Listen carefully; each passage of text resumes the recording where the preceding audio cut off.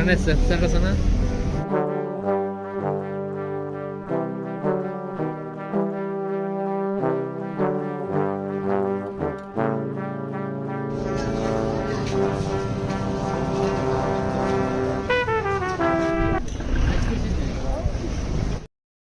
Hello বন্ধুরা, কেমন আছো?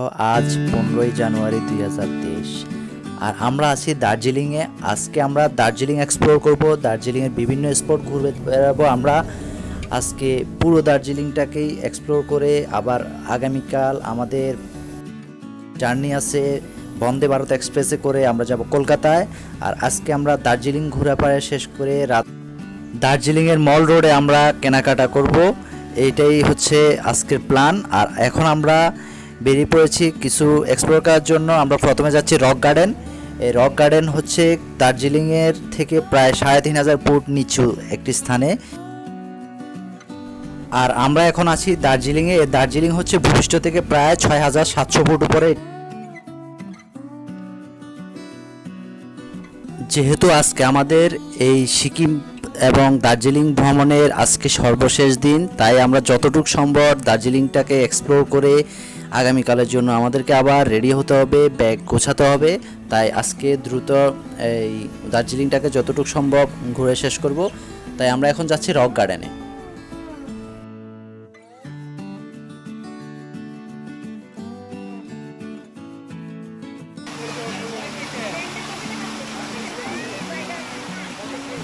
বন্ধুরা, আমরা অবশেষে এই রক গার্ডেনে এসে পৌঁছালাম। এই রক গার্ডেন হচ্ছে ব্রিটিশ আমলে তৈরি একটি গার্ডেন, যা খুবই বিখ্যাত এই দার্জিলিংয়ের জন্য।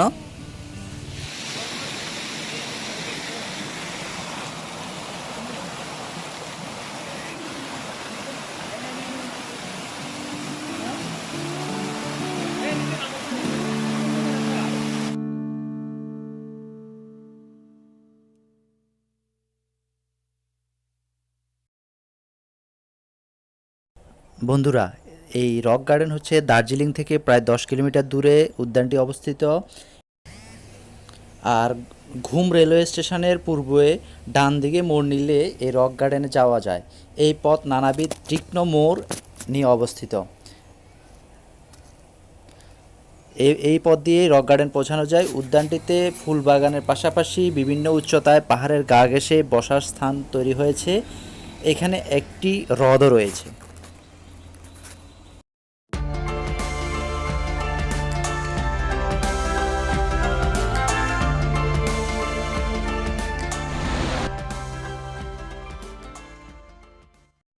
আর এই রক গার্ডেনের আসল সৌন্দর্যটা হলো এই জলপ্রপাতটি। এই জলপ্রপাতটি বিভিন্ন স্টেপে দেখা যায়। আপনি যত উপরে উঠবেন তত উপরেই এই স্টেপটি নেমে নেমে একদম নিচু স্থান পর্যন্ত আছে এই জলপ্রপাতটি। আমরা প্রথমে একদম নিচুতে ছিলাম, এরপর এক স্টেপ উপরে উঠে তাও আমরা এই জলপ্রপাতটি পেলাম। এরপর আরও স্টেপ উঠলো, এই জলপ্রপাতটি পাওয়া যাবে। আর এইটা হচ্ছে রক গার্ডেন একটা বিশাল সৌন্দর্যের দিক।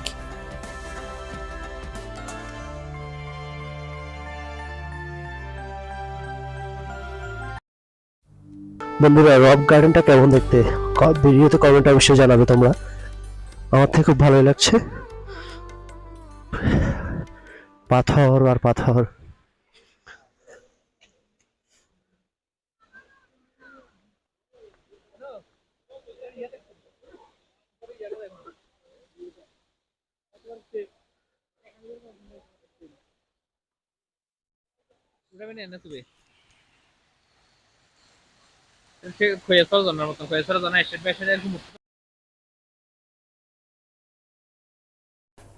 বন্ধুরা, আমরা এই রক গার্ডেন শেষে আমরা সরাসরি যাব এখন বাতাসিয়া লুপ।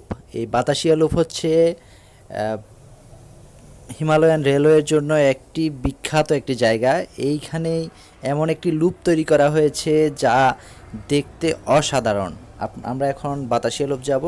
নেক্সট ডেস্টিনেশন আমাদের বাতাসিয়া লুপ।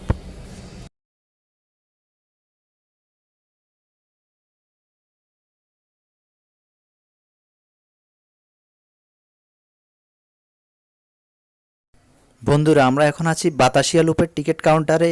আর এখান থেকে আমাদেরকে টিকিট কাটতে হবে। আর এক একটি টিকিটের দাম পড়বে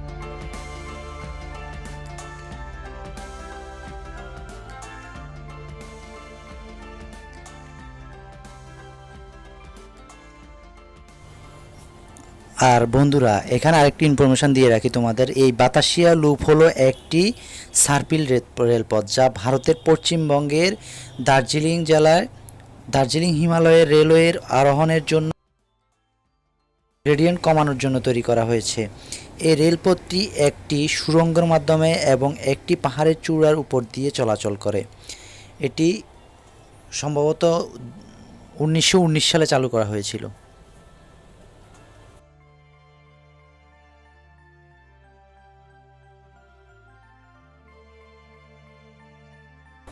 আর বন্ধুরা আপনারা ইচ্ছে করলে এই যে দেখতে পাচ্ছেন নেপালি পোশাক পরে মানুষজন ঘুরছে, এগুলো আসলে ভাড়া করে আপনিও পড়তে পারেন।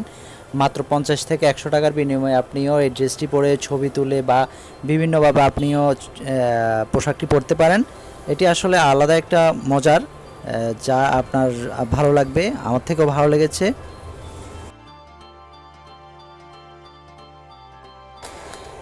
আর এই যে বন্ধুরা আপনারা দেখতে পাচ্ছেন একটি স্মৃতিসৌধ, এই স্মৃতিসৌধটি হলো ভারতীয় সেনাবাহিনীর দ্বারা গোর্খা সৈন্যদের একটি স্মৃতিসৌধ, যা 1947 সালে ভারতের স্বাধীনতার পর তাদের জীবন উৎসর্গ করেন।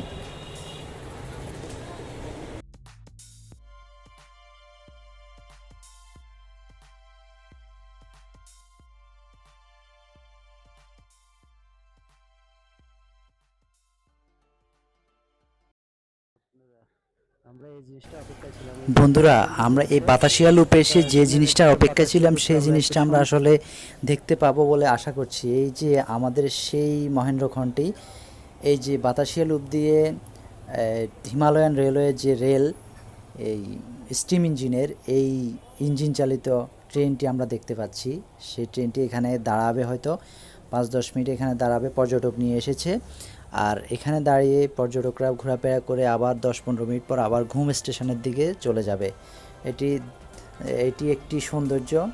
এই যে ট্রেনটার যে বিরতিটা এই বাতাসিয়া লুপে দেওয়া হয়, দারুণ, এটি একটি দারুণ এক্সপিরিয়েন্স।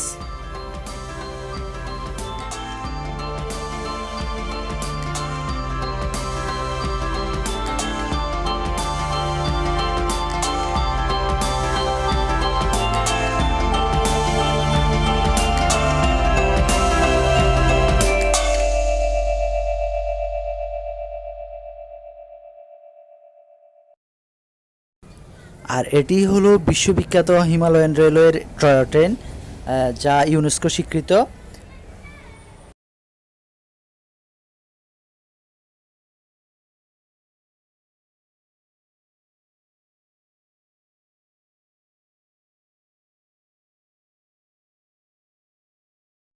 আর এই ট্রেনটি সম্পূর্ণ কয়লা চালিত চলে, এটি কয়লা দ্বারা এই ট্রেনটি চলে। আর আগে ভাস্প ইঞ্জিন ছিল, ভাস্প ইঞ্জিনও আছে, তবে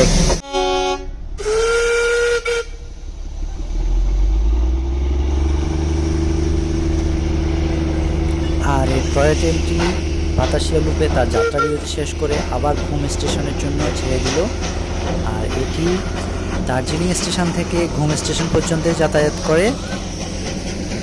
আর আপনারা যদি চান তাহলে শিলিগুড়িতে নেমে নিউ জলপাইগুড়ি রেলওয়ে স্টেশন থেকে আপনারা সরাসরি দার্জিলিং যেতে পারেন এই টয় ট্রেনে করে, যার ভাড়া পড়বে প্রায় 1500 রুপি, আর সময় লাগবে প্রায় 10 ঘন্টা। আর এই কারণে অনেকে এই পথে যাতায়াত করতে চান না। তবে যদি আপনি একটা ভালো এক্সপিরিয়েন্স নিতে চান, টয় ট্রেনে ভ্রমণ করতে চান, তাহলে এটি হবে বেস্ট একটি জার্নি। বন্ধুরা আমরা এখন যাব ঢালি মনাস্ট্রিতে। এটি অনেক পুরাতন একটি মনাস্ট্রি, এই মনাস্ট্রি আমরা এখন ঘুরে দেখব।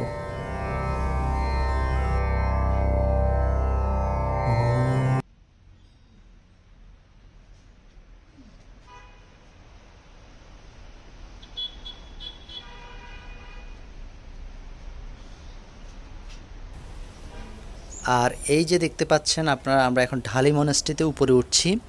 এটি একটি পাহাড়ের উপরে, অনেক উপরে এটি। এই ঢালি মনাস্ট্রি হচ্ছে দার্জিলিংয়ের একটি পুরাতন মনাস্ট্রি, যেটি বৌদ্ধ ধর্মাবলম্বীদের জন্য অনেক একটি ধর্মীয় স্থান। আর এখানে দেখা যাচ্ছে এই একটি খুব সুন্দর একটি কুকুর বসে আছে, ঠিক দুটো। আর আমরা চলে এসেছি দার্জিলিংয়ের বিখ্যাত মহাকাল হোটেল অ্যান্ড রেস্টুরেন্টে। আর এটি হচ্ছে একটি বাঙালি রেস্টুরেন্ট। এই রেস্টুরেন্টটি দার্জিলিং অনেক বিখ্যাত। এখানে আমরা দুপুরে লাঞ্চ করি। আর এখানে খাওয়া দাওয়া ছিল অনেক বেটার, যদিও একটু প্রাইসটা বেশি, তবে খাবারের মান ছিল অত্যাধিক ভালো।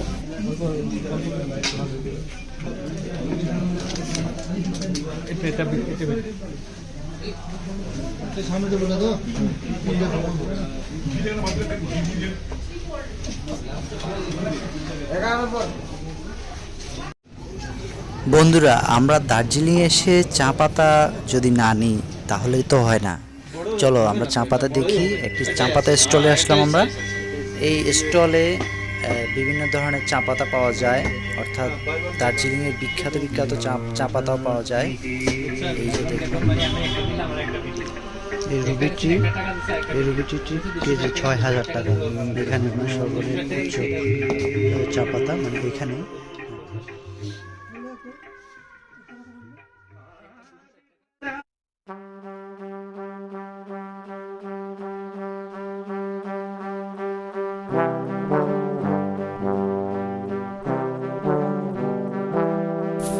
বন্ধুরা, আমরা এখান থেকে প্রায় 4 ধরনের চা পাতা নিলাম। আর এখানে চা পাতাগুলো অনেক ভালো, আর আপনারা আসলেও নিতে পারেন। এখানে প্রায় 16,000-17,000 টাকা দামের চা পাতাও আছে। আর আমরা যেটা নিলাম সেটা একটু কম দামের, তারপরও ভালো। আমরা দুধ চার জন্য নিলাম এবং রং চার জন্য নিলাম। যা শুনে আসলে মানে খুব আনন্দ লাগছে যে এখানে অনেক দামি দামি চা পাতা পাওয়া যাচ্ছে। দেখলাম নিজ চোখে, বাংলাদেশে এই ধরনের দামি চা পাতা আমি দেখিনি, আর হয়তো থাকতে পারে, তবে আমি দেখিনি। এখানে এসে দেখলাম। আপনারা আসলে নিতে পারেন।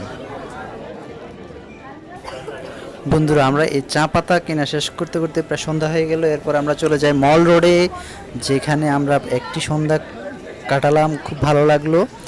এই দার্জিলিংয়ে মল রোড একটি বিখ্যাত জায়গা, যেখানে মানে একটা সন্ধ্যা বা দুইটা সন্ধ্যা কাটার মতো একটা জায়গা, সময় কাটবে। আপনারা আসতে পারেন।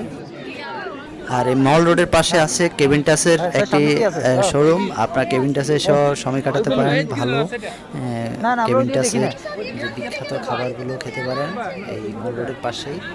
আমরা এই মল রোডে অনেকক্ষণ সময় কাটালাম, ভালো লাগলো। এরপরে আমরা এখানে প্রচুর ঠান্ডা পড়ছিল, তার কারণে বেশিক্ষণ থাকিনি। আমরা রুমে চলে যাই। আমরা হোটেল গায়ত্রীতে চলে যাই। আর বন্ধুরা, আজকের এপিসোড এ পর্যন্তই। কালকে আমরা বন্দে ভারত এক্সপ্রেসে করে কলকাতায় ফিরবো। আর সেই ভিডিওটি দেখার জন্য অবশ্যই আমন্ত্রণ রইল। ভারতের সর্বোচ্চ স্পিডের ট্রেন এ পর্যন্ত বন্দে ভারত এক্সপ্রেস, যার জন্য আমি খুব মুখে আছি এই বন্দে ভারত এক্সপ্রেসে করে কখন যাব। এই ট্রেনটা ওঠার আমার অনেক আগ থেকে ইচ্ছে, কারণ আমি বিভিন্ন ব্লগে দেখেছি আসলে এই ট্রেনটির বিশেষত্ব অনেক। আমিও উঠবো কালকে। সবাইকে আমন্ত্রণ জানাচ্ছি আমার ওই ব্লগটি দেখার জন্য। আর বন্ধুরা, আজকের এপিসোড এ পর্যন্তই। সবাই ভালো থাকবেন, সুস্থ থাকবেন। আর আমার চ্যানেলটি সাবস্ক্রাইব করে অবশ্যই বেল আইকনটি বাজিয়ে রাখবেন। সবাইকে অসংখ্য ধন্যবাদ। এবং আর এই চ্যানেলটিকে শেয়ার করে আমার পাশেই থাকবেন। আপনারা যদি আমাকে সাপোর্ট দিয়ে যান, তাহলে অবশ্যই আমি এগিয়ে যেতে পারবো।